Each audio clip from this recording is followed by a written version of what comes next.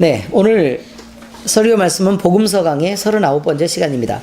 산상수훈 4번째 시간으로 의에 줄이고 목마른 자다 라는 제목의 설교 말씀을 준비하였습니다. 이번 주 주일 말씀은 마태복음에 나오는 예수님의 산상수훈 말씀에 대한 4번째 말씀인데요.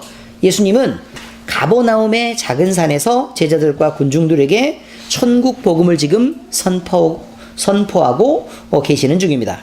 이 산상수훈의 말씀을 나누시면서 모두들 저와 함께 큰 은혜를 받으시기를 예수 그리스도의 이름으로 축원합니다. 자, 이 설교 말씀, 오늘 성경 말씀은요, 사실은 좀 간단하죠. 예수님은 산에서 자기에게 나오는 무리들을 가르치시는데, 의에 줄이고 목마른 자는 복이 있나니 그들이 배부를 것이다 라는 말씀입니다.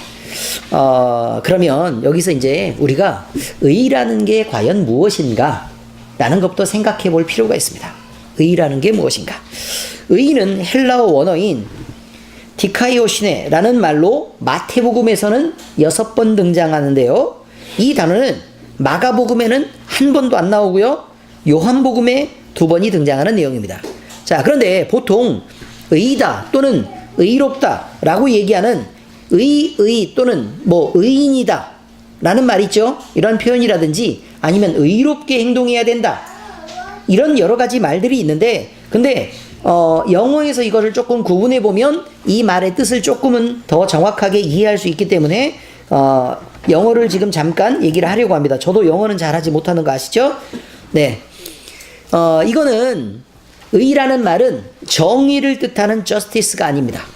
정의라는 말은 인간사회의 질서 또 규범의 기준을 둔 공정함, 이런 것을 의미하는 것을 그 justice라고 얘기하는데, 그 justice는 늘 진리가 아닙니다. 예를 들면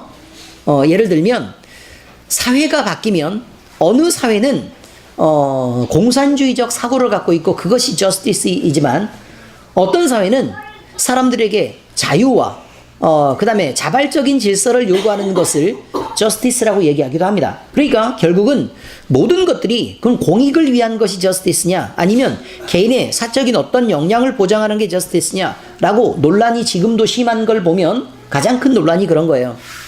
그런 걸 보면 어쨌든 정의라고 말하는 사회 규범은 늘 모든 사회와 세대를 거슬러서 언제나 늘 일정했던 것은 아니다 라는 말입니다. 그러니까 내 마음속에 정의가 있는데 다른 사람이 어떤 기준을 갖고 너는 정의롭지 못하다고 얘기할 때가 굉장히 많이 있죠. 불편해요, 안 불편해요? 불편하고 때로는 그걸 견디기 어려운데, 너는 왜 그래? 라고 얘기하면서 자꾸 질책하는 모습을 보면 나도 내 나름대로 이유가 있다 이 사람아 라고 얘기할 만한 자기 안에 저스티스를 갖고 있다는 뜻입니다.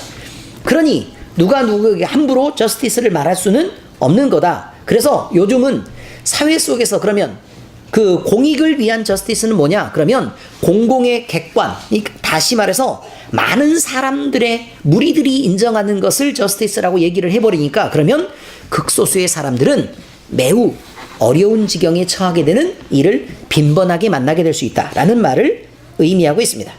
자, 그러면 이런 저스티스 말고요, 여기서 말하는 의는 영어의 righteousness라고 얘기하는 의다라고 얘기하는 거예요.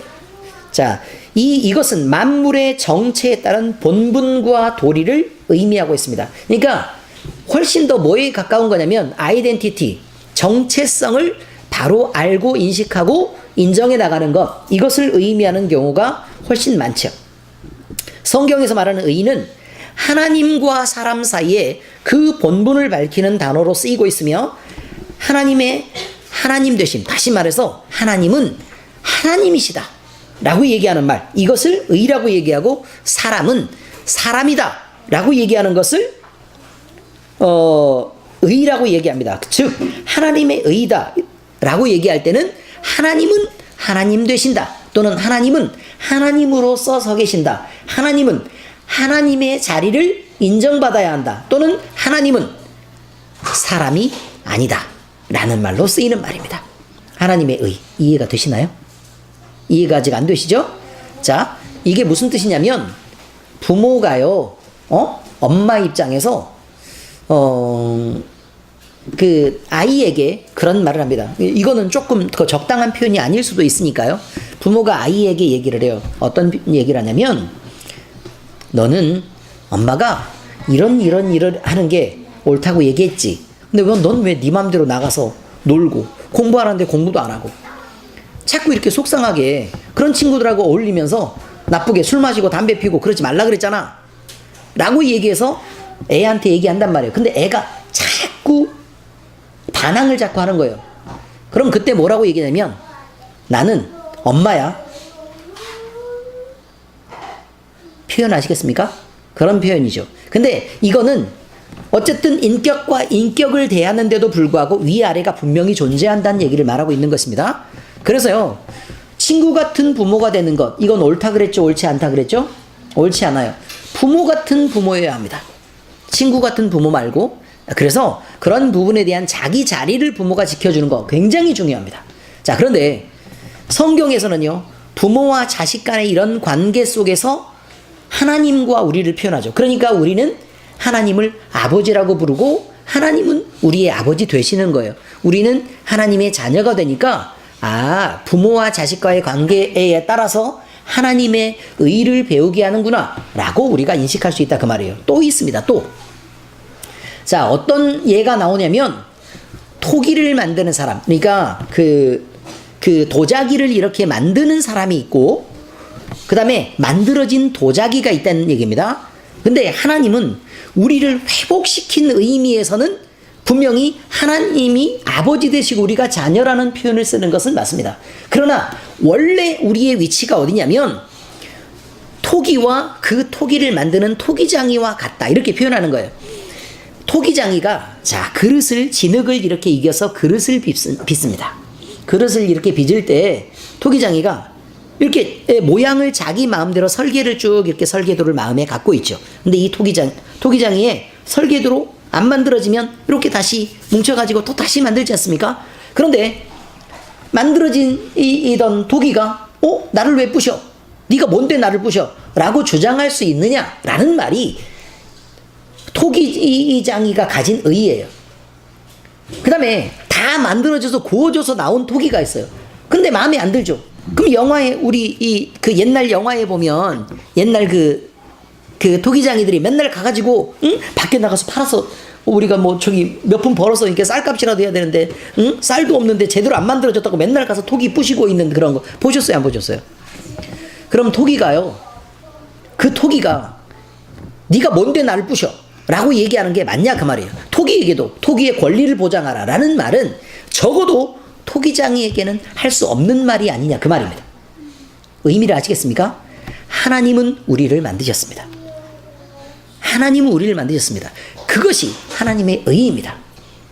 그런데 토기장이가 토기를 자기 마음대로 돈을 담아두기도 하고 물을 담아두기도 하고 그 그릇을 자기 용도대로 쓰는 것, 그럴 권리가 토기장이에게 있는 것처럼 하나님에게도 그런 권리가 충분히 있으시다. 이것이 하나님의 의의입니다.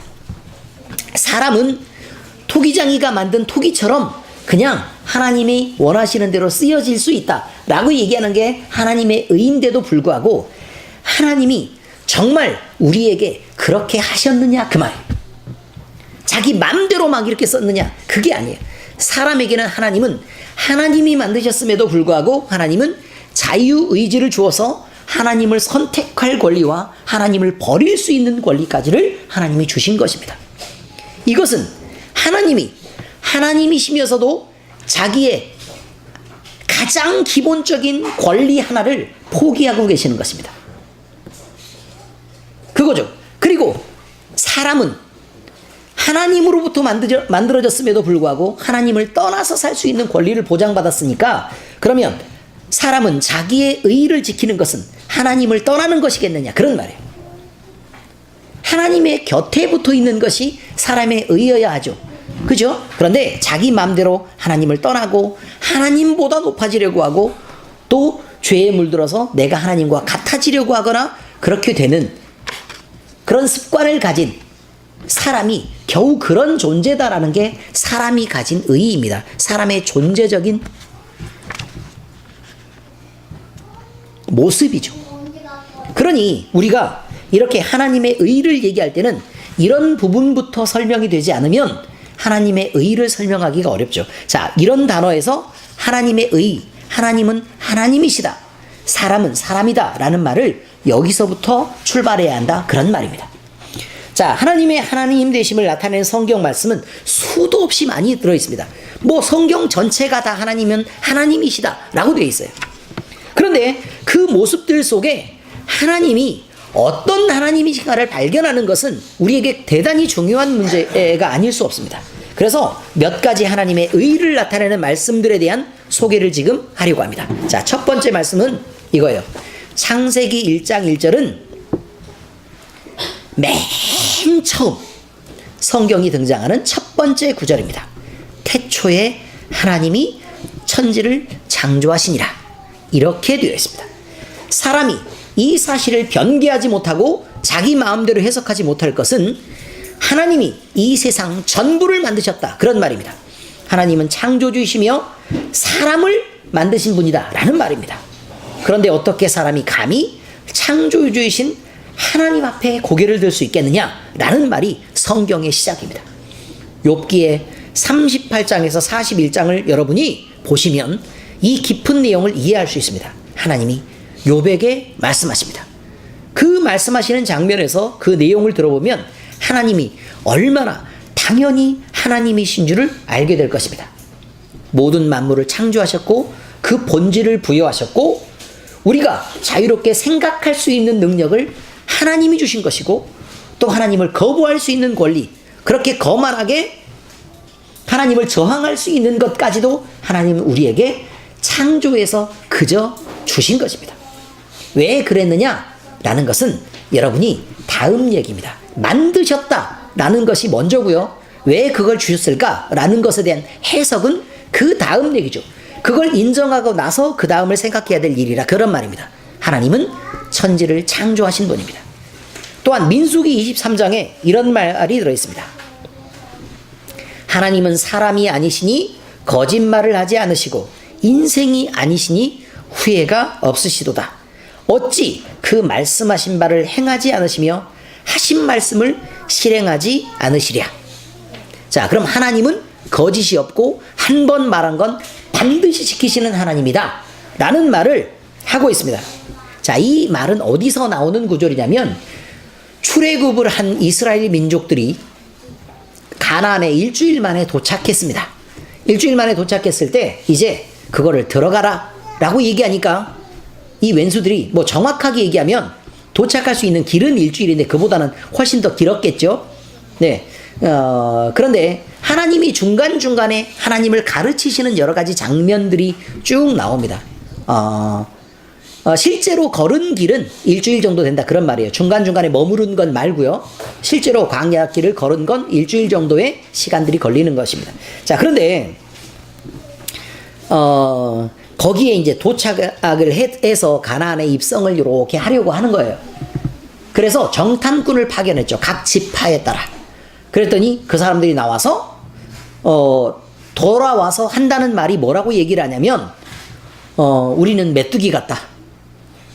저것들이 우리를 죽이려고 하면 우리는 바람처럼 날려가고 이거 아무것도 아닌 그런 존재가 될 것이다 라고 얘기하는 사람이 10명. 2명은 하나님이 우리에게 주신 땅이 아니냐, 저들은 우리의 밥이다, 하나님 우리와 함께 계시는데 뭐가 두렵냐 라고 얘기하는 게 2명, 여호수아와 갈렙. 그랬죠? 자, 그래서 하나님은 아직까지 하나님을 배우지 못했구나. 그래서 40년간을 광야에서 모두 빙글빙글 계속 돕니다. 그리고 출애굽을 했던 모든 사람이, 여호수아 갈렙을 제외한 모든 사람이 광야에서 모두 다 죽고 세대가 완전히 바뀌고 나서 이들에게 다시 가나안을 들어가라고 하는 것입니다. 일주일이면 도착하는 땅, 거리상으로 말하는 거예요. 거리상으로 일주일이면 도착하는 그 땅에 무려 40년간을 헤매고 있는데 인원은 얼마 정도 됐다고요? 약 100만 정도가 넘는 그런 인원들이 도는데 농사도 짓지 않고, 갖고 온 것들은 뭐 누구를 약탈한 것도 아니고, 더군다나 무슨 중간중간에 있는 나무 열매를 따먹거나 아니면 들에 있는 무슨 풀뿌리들을 캐먹으면서 다니는 것도 아니고 사막을 돌아다니는 40년입니다.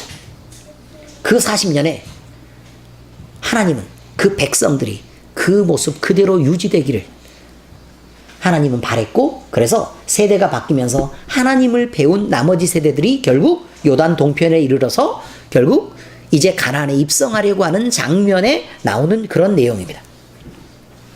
출애굽한 이스라엘이 요단 동편에 이르게 됐을 때 모압 땅의 모압 왕 발락이라는 사람이, 선지자는 선지자인데 폼 안 나는 선지자가 있어요. 발람이라는 선지자가 있는데 그 사람에게 많은 재물을 줄 테니 이스라엘 백성들을 네가 저주를 해다오 라고 요구를 하는 장면 기억하시죠?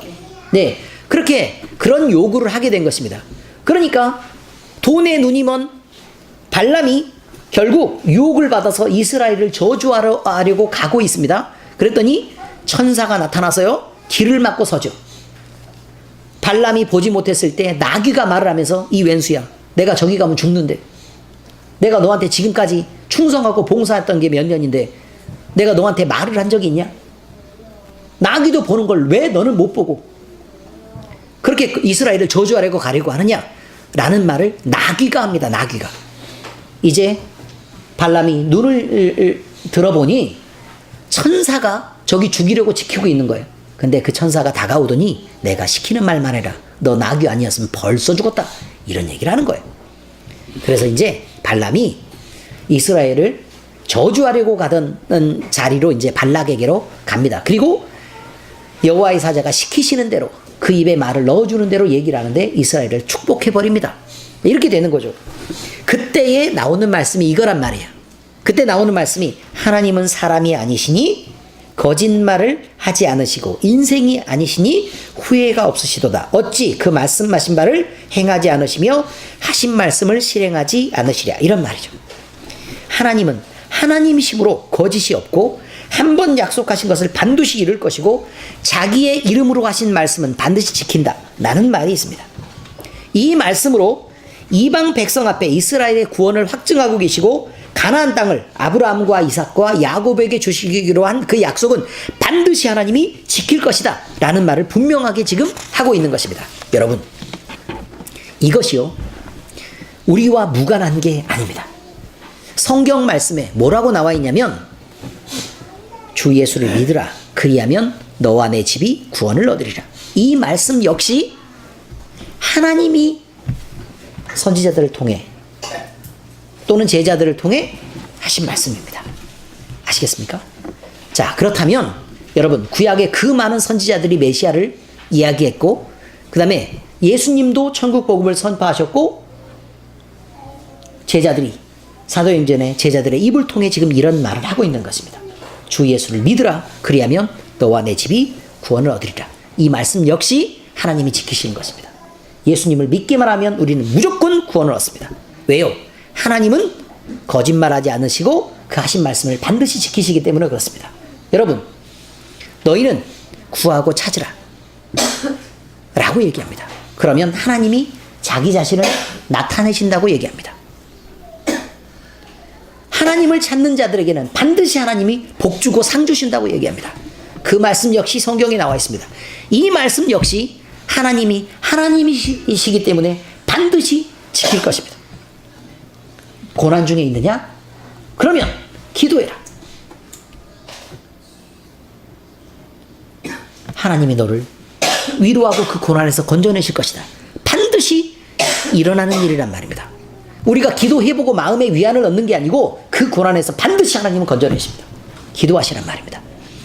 이것이 하나님은 천지를 창조하셨다는 말이나 하나님은 거짓이 없다고 말씀하시면서 나는 하나님이 아니냐, 나는 하나님 아니냐, 나는 하나님 아니냐 라는 말을 구약에서 수없이 반복하고 있습니다. 엄청나게 많아서 수를 셀 수가 없습니다. 나는 하나님이다, 나는 하나님이다, 나는 사람이 아니다, 나는 하나님이다 라는 말을 끊임없이 반복하는 건 그것 때문에 그렇단 말입니다. 성경 말씀은 그러므로 우리가 단지 믿어서 그럼 구원을 얻을 수도 있고 안 얻을 수도 있는 게 아니라 하나님이 하나님이시기 때문에 우리가 믿는 순간 무조건 구원을 얻게 된다라는 말을 하고 있는 게 그런 것입니다. 그러면 혹시 믿긴 믿는데요 약간 의심이 가면 어떡하죠? 그럴 수 있잖아요. 의심가면 어떨까요? 구원받습니다. 왜요? 믿었으니까요. 믿었으니까 구원 얻습니다. 그러나 자, 잘 들으셔야 합니다. 믿는다고 말을 하는데요, 믿지 않는 사람도 있는 것입니다. 기독교인들은 모두 다 이기적이다, 그런 얘기 하셨다 그랬죠? 모두 다는 아닙니다. 많은 사람들이 이기적입니다. 왜요? 그거는 기독교인이 이기적인 게 아니고 모든 사람이 이기적입니다. 그렇지 않습니까? 모든 사람이 이기적입니다. 이것은 죄의 습관 때문에 그렇습니다. 그런데 기독교인이 된데도 불구하고 그 죄의 습관을 버리지 않아서 빛 가운데 있으니까 훨씬 더 밝게 드러나는 것입니다. 절대 기독교인이 이기적이어서는 안 됩니다. 양보하고 내 걸 나눠줄 줄 알고 쉽게 자기의 권리나 이익을 포기할 줄 알아야 합니다. 이것이 기독교인입니다. 그런데 잘못 행동하는 많은 사람들이 예수 그리스도의 이름을 가리고 그 사람들이 예수 믿는 그리스도인 것처럼 행동합니다. 그러나 그 사람들은 본질적으로 예수 그리스도를 믿고 있지 않을 가능성이 대단히 많습니다. 자기의 이익을 위해 예수 그리스도라는 분을 사용하고 있는 것입니다. 이용하는 자지 예수 그리스도를 주로 섬기는 사람들이 아니란 말입니다. 예수 그리스도를 주로 섬겼으면 주님이 원하는 대로, 주인이 원하는 대로 행동하는 게 맞습니다. 그러나 주인은 이기적이라고 단 한 번도 성경에서 얘기한 적이 없습니다. 우리의 잘못된 것 때문에 우리가 손가락질을 받을 때 예수 그리스도의 이름이 더러워지는 것을 기억해야 합니다. 그런데도 불구하고 우리는 이런 모습으로 하나님 앞에 나아가는데도 불구하고 성경 말씀은 기가 막힌 구절이 들어있습니다. 사랑하는 자들아, 우리가 서로 사랑하자. 사랑은 하나님께 속한 것이니 사랑하는 자마다 하나님으로부터 나서 하나님을 알고 사랑하지 아니하는 자는 하나님을 알지 못하나니 이는 하나님은 사랑이심이라. 보세요. 사랑하지 않는 자는 하나님을 모르는 자라잖아요. 사랑을 해야 하나님을 아는 것입니다. 그런데 우리가 사랑 없으면서 억지 노력으로 사랑하는 거 말고 하나님의 사랑을 품었기 때문에 그 사랑을 알아서 자연스럽게 넘쳐나는 사람, 이것이 그리스도를 아는 사람이다, 이렇게 얘기하는 거예요. 이 말씀은 사람에게 나타내신 하나님을 가장 분명하게 드러내는 말씀입니다. 하나님은 하나님이신데도 불구하고 권위와 엄한 명령으로 우리를 다스릴 수 있는데도 불구하고 그런 방식으로 만나지 않으셨다고 얘기합니다. 하나님은 우리의 죄를 알고도 용서하시기로 작정하셨고 우리의 부정함을 알고도 우리를 바꿔서 가까이 하시기를 원했습니다. 하나님은 우리의 간사함을 알고도 오랜 시간 동안 참고 인내를 하셨고 우리의 부족함을 알고도 우리의 부족함을 도우며 결국 구원에 이르게 할 것이다 라고 약속을 주신 것입니다. 그런데 그 방법은 때로 하나님 편에서 생각할 때는 너무 잔인한 방법이었습니다. 그리고 모질었던 방법입니다. 그럼에도 불구하고 하나님은 우리를 구원하시기 위해 자신의 독생자이신 예수님도 그 목숨을 드리는 것까지도 아끼지 않으셨습니다.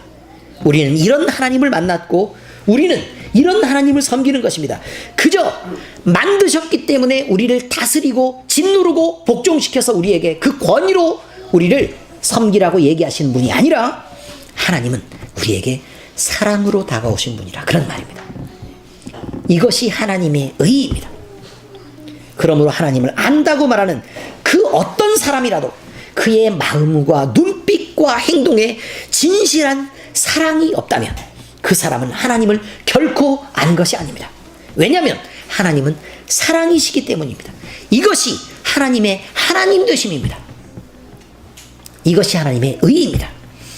자, 그러면 우리는 의의에 대해서 이제 배웠습니다. 그러면 의의에 줄이고 목마른 자란 누구입니까? 출애굽 전에 이스라엘 백성들은 애굽의 나일강 하류의 고센 땅에 머물고 있었습니다. 그들은 물이 풍부한 곳에 머물며 그때는 물이 풍부했으니까 늘 목마른 것을 알지 못했습니다. 그런데 사는 것 자체가 힘이 들었고 종으로 살면서 흙벽돌을 찍는다는 사실이 너무 고통스러웠습니다. 일과 또 주어진 관계 속에서 지쳐갔었습니다. 그리고 그들은 하나님의 이름을 부르며 그 고통에서 벗어나게 해달라고 울부짖고 또 원하고 바랬었습니다.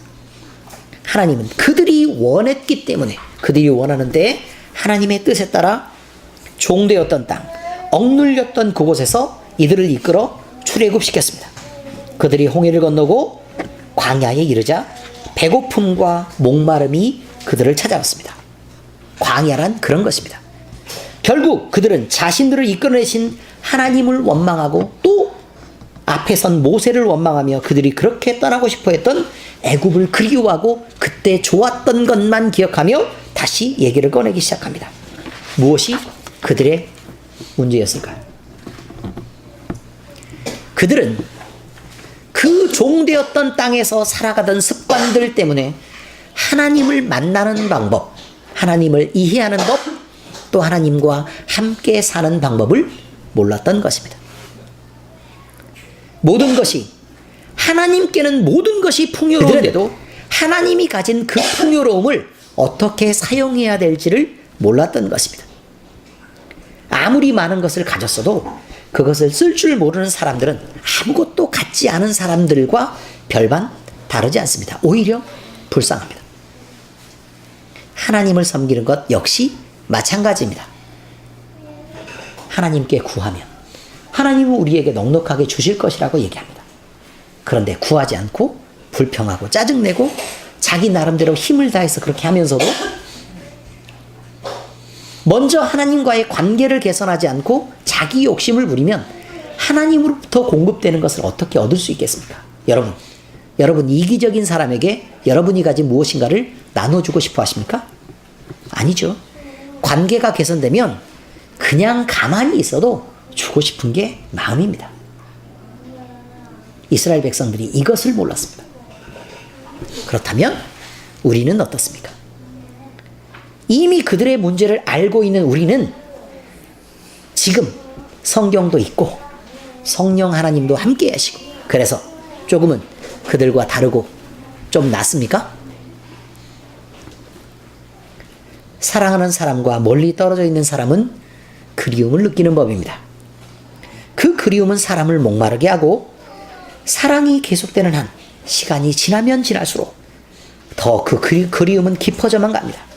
그래서 어떤 사람은 병이 들고 어떤 사람은 알아눕고 또 어떤 사람은 가슴에 깊은 멍을 간직한 채 살아가기도 하는 것입니다. 우리를 창조하신 사랑의 하나님과 함께하던 영적 습관을 가진 우리들도 마찬가지입니다.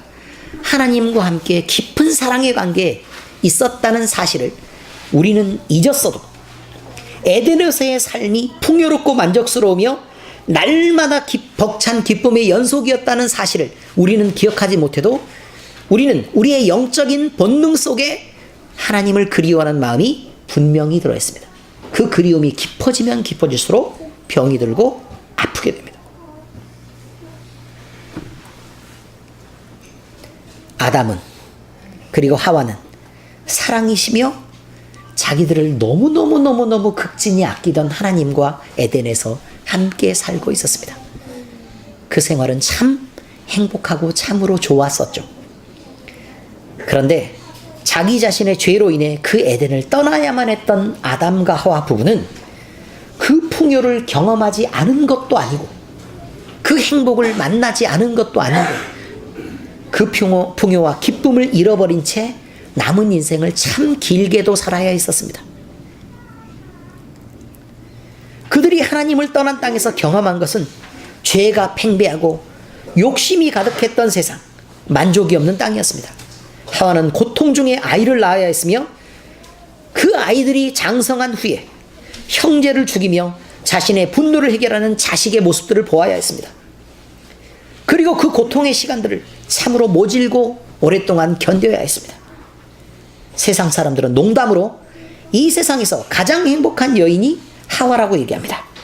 남편이 바람 피울 일도 없고 여자가 여시나 돼야죠. 하나밖에 없는데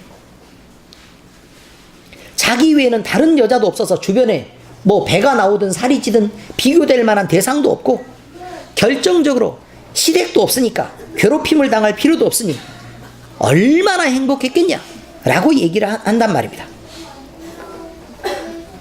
여러분도 그렇게 생각하십니까?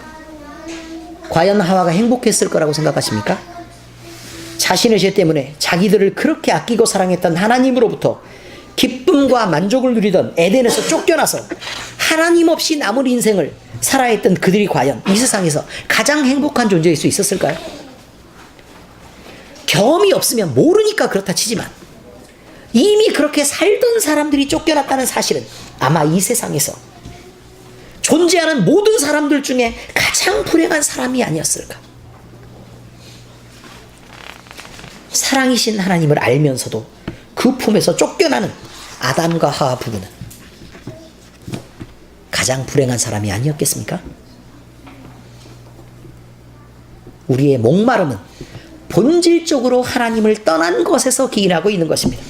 자신들이 태어난 곳이 어딘지도 모른 채 어른 물고기가 되면 본능적으로 자신들이 태어난 곳을 향해 회귀하는 연어라는 생선이 있습니다. 우리도 그저 죄인으로 태어나 죄인으로 살아가다가 어느 날 어느 순간이 되면 영적인 목마름을 느낍니다. 기억에도 없는 우리를 창조하신 하나님을 향해 우리의 모든 감각을 동원해서 나아갈 열망을 우리 모두 갖게 되는 것입니다. 그러다가 하나님의 은혜로 희미하게나마 하나님의 모습이 짠하고 비춰져서 하나님을 발견하고 찾으면 기뻐하면서 우리가 원래 있어야 할 자리인 상실한 에덴 동산을 향해 우리는 힘차게 움직이는 것입니다. 의에 줄이고 목마른 자란 그런 열망을 가진 사람을 얘기합니다. 세 번째입니다. 하나님과의 화평은 죄의 문제를 해결해야만 가능한 것입니다.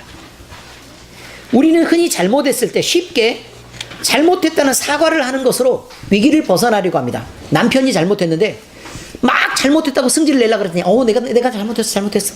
다시는 안 그러면 되잖아 라고 얘기를 하면 열받습니까? 안 받습니까? 더 열받죠.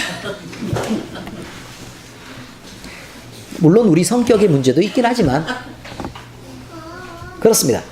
그럴 때에는 상대방은 더 큰 분노를 느끼고 둘 사이의 관계는 더 큰 문제 속으로 빠져들고 맙니다.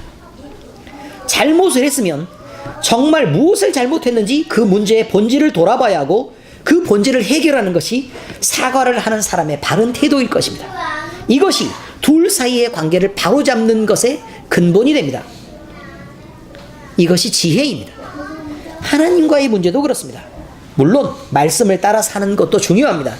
하나님과 사람들에게 사랑하고 잘하는 것도 중요하고 게으르지 않고 열심히 사는 것, 또 죄의 문제를 인식하고 회개하는 것도 다 중요합니다. 중요하다니까요. 잘못했다고 얘기하는 거 중요합니다. 그러나 그것은 자신의 죄의 문제를 해결하는 근본적인 방법이 아니란 말입니다. 회개하는 것마저도 죄의 문제를 해결하는 게 아닙니다. 죄의 문제를 해결하는 근본적인 해결책은 성경을 통해 분명하게 얘기하고 있습니다. 이르되 주 예수를 믿으라 그리하면 너와 내 집이 구원을 얻으리라 하고, 이 말씀을 우리가 구원을 원한다면 반드시 기억해야 될 말씀입니다. 또 여러 가지 많은 생각이 있는 분들에게 얘기할 수 있습니다. 자, 사도행전을 보니까 이 예수는 너희 건축자들의 버린 돌로서 집 모퉁이의 머릿돌이 되었느니라. 다른 이로서는 구원을 받을 수 없나니 천하 사람 중에 구원을 받을 만한 다른 이름을 우리에게 주신 일이 없음이라 하였더라. 하나님을 회복하고 싶으십니까? 그러면 여러분은 여러분의 죄의 문제를 해결해야 됩니다. 죄의 문제를 해결하는 것은 우리가 회개를 하는 단계가 분명히 포함되어 있긴 하지만 그것이 전부가 아닙니다. 잘못했어요 하나님 이라고 얘기하는 것보다 죄의 문제를 본질적으로 해결해야 되는데, 그것은 예수 그리스도를 믿고 예수 그리스도의 사람이 되는 것으로 우리의 죄의 문제가 해결된다고 말합니다. 그리고 그 사람이 되었을 때 예수님을 향해서 우리는 이제 예수님 우리의 죄의 문제를 해결해 주세요 라고 얘기할 수 있는 것입니다. 하나님을 회복하고 싶은 열망, 그 열망이 크면 클수록 여러분의 영적인 생명력은 더 왕성해질 것입니다. 아직 아직 늦지 않았습니다. 주저하고 계신 지금 하나님의 이름을 부르고 예수님을 믿어야 되는 것입니다. 지금까지 내가 믿고 따르며 의지하고 신뢰하던 그 길을 떠나서 예수님께 돌아와야 합니다. 그러면 우리는 우리를 감싸고 있던 모든 죄와 우리 안에 품고 있던 모든 어둠의 세력이 지배하던, 그래서 나타나던 모든 문제들을 모두 해결받게 될 것입니다. 이사야서 55장에는 이렇게 말합니다. 너희는 여호와를 만날 만한 때에 찾으라. 가까이 계실 때에 그를 부르라. 악인은 그의 길을, 불의한 자는 그의 생각을 버리고 여호와께 돌아오라. 그리하면 그가 긍휼히 여기시리라. 우리 하나님께로 돌아오라. 그가 너그럽게 용서하시리라. 여러분, 시골을 내려갔다 왔습니다. 제가 아버지가 굉장히 고통 중에 많이 아파 계십니다. 복음을 증거하려고 하는데 늘 껍데기만 받아들입니다. 껍데기만. 그럼 내가 믿지. 하나님께서 우리에게 나타나신 일인데 어떻게 안 믿나. 그리고 나서도 정말 내 마음에 주로 영접하지 못합니다. 돌아가실 때가 거의 다 됐습니다. 여러분, 여호와는 만날 만한 때에 찾아야 합니다. 가까이 계실 때에 불러야 합니다. 기회가 늘 있는 게 아닙니다. 저희 아시는 가까운 장로님이 계십니다. 매우 가까워요. 젊을 때 하나님 앞에 그가 엎드려서 새벽 기도를 빠진 적이 없고 가정 예배를 쉰 적이 없습니다. 하나님을 뜨겁게 사랑했던 젊은 날이 있었습니다. 그런데 못 배우고 또 가난했기 때문에 주변 사람들이 자기가 그런 사람이라는 것을 알고 무시할까 봐 장로가 되기를 원했고, 또 장로가 되어서 큰 교회의 수석 장로로 그렇게 교회에 봉사하면서 살았습니다. 그리고 많은 사람들과 어울렸습니다. 장로라는 사람들, 목사라는 사람들과 많이 어울리면서 참 똑똑하고 충성되게 많은 일을 했습니다. 근데요, 지금 와서 꿈꾸는 게 뭔 줄 아십니까? 나 이런 거 필요 없다. 내가 그 젊은 날 하나님 앞에 내 사랑을 드리고 내가 열심을 냈던 그때를 내가 정말 회복하고 싶다. 여러분, 그런 데 있잖아요. 아무리 마음에 소원해도 그게 오지를 않는 거예요. 마음에 뜨거움이 생겨나지도 않고 자꾸 비판하고 판단하는 눈만 생기는 것입니다. 기회가 누구에게나 있는 것도 아니고 언제나 있는 게 아닙니다, 여러분. 내가 하나님을 아무리 소원해도 그때가 나에게 항상 오는 게 아니란 말입니다. 너희는 여호와를 만날 만한 때에 찾으라. 가까이 계실 때 그를 부르라. 악인은 그의 길을, 불의한 자는 그의 생각을 버리고 여호와께 돌아오라. 그리하면 그가 긍휼히 여기시리라.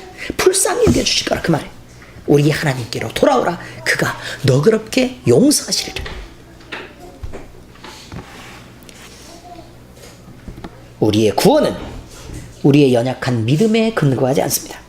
우리의 구원은 우리가 아침 저녁으로 변하는 겨우 우리 같은 마음의 중심이나 또는 그 조속 변하는 행동에 근거하지도 않습니다.